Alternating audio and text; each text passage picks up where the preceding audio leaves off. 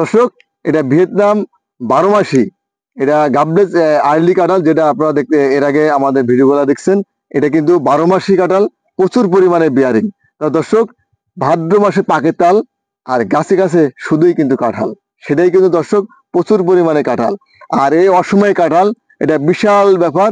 আর বিশাল কিন্তু এটা শীতে যখন আপনি কাঁঠালটি খাবেন, শীতের সময় আমাদের এই গাছগুলোতে প্রচুর পরিমাণে কাঁঠাল থাকবে। তা দর্শক, শীতকালে কিন্তু আপনি খেতে পারবেন এঁচুড়, খেতে পারবেন পাকা কাঁঠাল, খেতে পারবেন কিন্তু আপনি এটা তরকারি করে, আপনি ইচ্ছা করলে বার্গার বানিয়ে কিন্তু এই কাঁঠালটি খেতে পারবেন। দর্শক ভাই, আপনার এই ছোট্ট ছোট্ট গাছ, মাত্র 2 থেকে 3 ফিট গাছে এতগুলো কাঁঠাল আপনার কিভাবে আসলে সম্ভব হলো একটু বলেন তো। দর্শক, আমি কিন্তু প্রত্যেকটি ভিডিওতে বলি যে আমি কোনো দেশীয় চাষ করি না, এই কারণেই যে আমি ফরমালিন আমি খেতে চাই না, বা আমি দেশের মানুষকে ফরমালিন খেতে চাই না।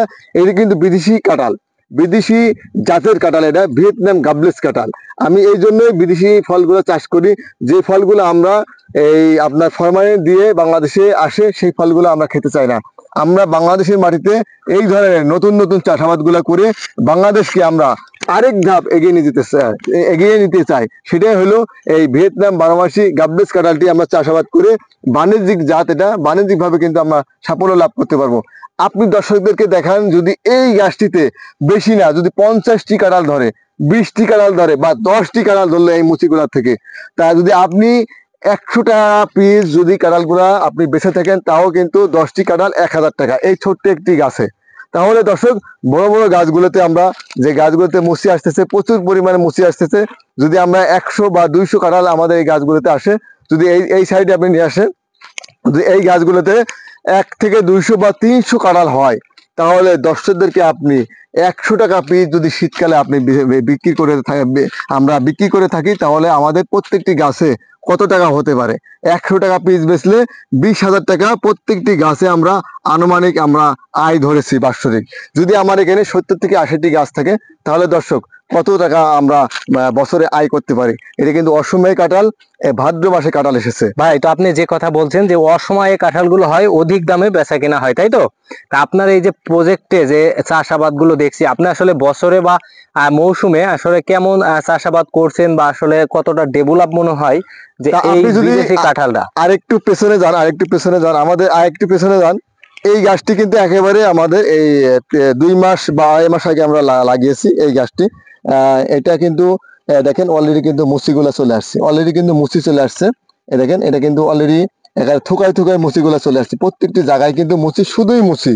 এটা কিন্তু ভাদ্র মাসে এত পরিমাণ যে এই কাঁঠালগুলো আসে আমাদের এই বাংলাদেশের এই আবহাওয়াতে, এটা কিন্তু দর্শক কল্পনায় কিন্তু আমরা আনতে পারবো না। প্রচুর পরিমাণে বিয়ারিং এই কাঁঠালগুলো, আমাদের বাণিজ্যিক একটি বাগান। আমরা যদি এই সাইডে যদি আপনি লুক করেন, প্রচুর পরিমাণে কিন্তু এখানে আমরা 70 থেকে 80টি গাছ আমরা রোপণ করেছি। যে গাছগুলো মরে গেছিল, আমরা নতুন করে কিন্তু এই গাছগুলো আবার রোপণ করেছি। তা দর্শকদেরকে আপনি দেখান যে আমাদের এটা কিন্তু বাণিজ্যিক বাগান, বাণিজ্যিক ভাবে কিন্তু আমরা এটা পরীক্ষা করেই কিন্তু এই ভিডিওগুলো আমি আবার আপনাদের মাঝে আপনার মাধ্যমে কিন্তু আমি এই দর্শকদেরকে দিতে চাই। দর্শকদেরকে যদি নিয়ে আসেন আমাদের এই সাইডে, এই গাছগুলোতে কিন্তু একের আগা থেকে কাঁঠালগুলো ধরছে। এটা বাণিজ্যিক জাত, একেবারে পরীক্ষাধীন জাত, একের আগা থেকে ধরছে, একেবারে গোড়া পর্যন্ত কিন্তু আসছে কাঁঠালগুলো। দেখেন, দেখেন প্রচুর কাঁঠাল কিন্তু চলে আসতেছে, এর গোড়া থেকে কাঁঠাল আসতেছে। এই দেখেন, এই সাইডে কাঁঠালগুলো দেখেন, প্রচুর কাঁঠাল ধরে গেছে, শত শত হাজার হাজার মুচি কিন্তু এখানে চলে আসছে। যদি আপনি এই পাশ দিয়ে একটু দেখান, প্রচুর পরিমাণে কিন্তু কাঁঠাল চলে আসছে। দর্শকদেরকে দেখান প্রচুর কাঁঠাল। যদি আপনি এই গাছটাতে আসেন, এই গাছটাতে যদি আমরা চলে আসি, এই গাছটি অন্যরকম একটি গাছ। এটা হলো একেবারে ওই মাথা থেকে এই কাঁঠালগুলো কিন্তু আসছে। হোল্ড করেন দর্শক, আসলে প্রচুর পরিমাণ আপনাদেরকে দেখান, আমাদের এই গাছটাতে কিন্তু একেবারে আগা থেকে কিন্তু কাঁঠালটা আসছে। আমি এর আগেও কিন্তু দর্শকদেরকে আমার পেজে ভিডিওতে আমি দিয়েছিলাম, ওই আগা থেকে দেখেন শত শত মুচি কিন্তু আগাতেই চলে আসছে। আর গাছটি কিন্তু দেখবেন হেলে গেছে, এই মুচির যে ওয়েটাই কিন্তু হেলে গেছে অলরেডি। আমরা এই গাছগুলোতে বাঁশ আমরা দিব, 2টি করে বাঁশ দিব, দেওয়ার পরে কিন্তু এই গাছটা সোজা করে রাখবো।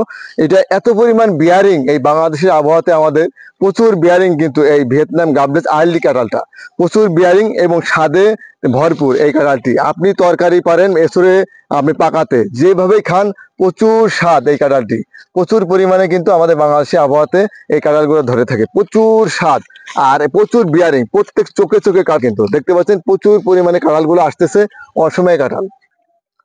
ভাই, তো আপনি এই যে কাঁঠালগুলো আমাদের দেখালেন এবং গাছগুলো দেখালেন, আসলেই পর্যাপ্ত পরিমাণ ফল আপনার গাছে আছে এবং এখন মানে রানিং ফল কিছুটা বড় আছে, আবারও দেখছি যে মুচিও আছে। তো এই গাছগুলো আসলে আমাদের দর্শকদের হাতে কিভাবে পৌঁছে দিবেন ভাই, যদি একটু আসলে বলতেন।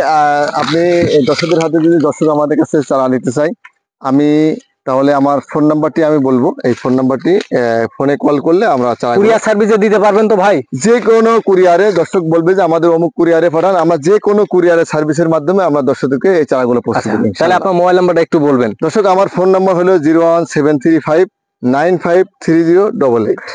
দর্শক, আসলে রহিম ভাই কিন্তু বাংলাদেশ সেনাবাহিনীতে কর্মরত একজন সৈনিক। বর্তমান চাকরির পাশাপাশি তিনি আসলে দেখছেন যে বাংলাদেশের মানুষের জন্য নতুন কিছুর সম্ভাবনাময় এই বিদেশি ফল নিয়ে কাজ করা বা ভিন্ন কিছু, সেই ভিন্ন কিছু থেকেই কিন্তু রহিম ভাইয়ের এই আধুনিক কৌশল বা এই ধরনের পদ্ধতি ব্যবহার করে কিন্তু তিনি বাংলাদেশের জন্য নতুন কিছু করতে চাচ্ছেন।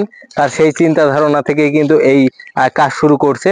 তো আপনারা যারা চারা নিতে চান, এছাড়া বিভিন্ন সহযোগিতা নিতে চান, অবশ্যই নিতে পারবেন, নাকি রহিম ভাই? অবশ্যই আমি যে কোনো কৃষক, আমি বাংলার জমিনে যত কৃষক আছে সমস্ত কৃষককে আমি ভালোবাসি, কারণ একটাই, আমার বাবা কৃষক, আমার ভাই কৃষক, আমার চাচা কৃষক, আমিও কিন্তু কৃষক।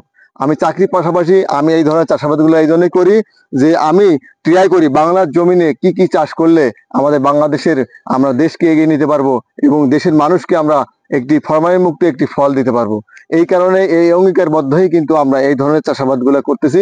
এবং অফ সিজনে কাঁঠাল, যদি একটি কাঁঠাল আপনি নিয়ে যান, শ্বশুর বাড়ি নিয়ে যান, তাহলে কিন্তু আপনার শ্বশুর খুশি, শাশুড়ি খুশি, যদি আপনার দাদি শাশুড়ি থাকে সে কিন্তু অনেক অনেক খুশি হবে দর্শক।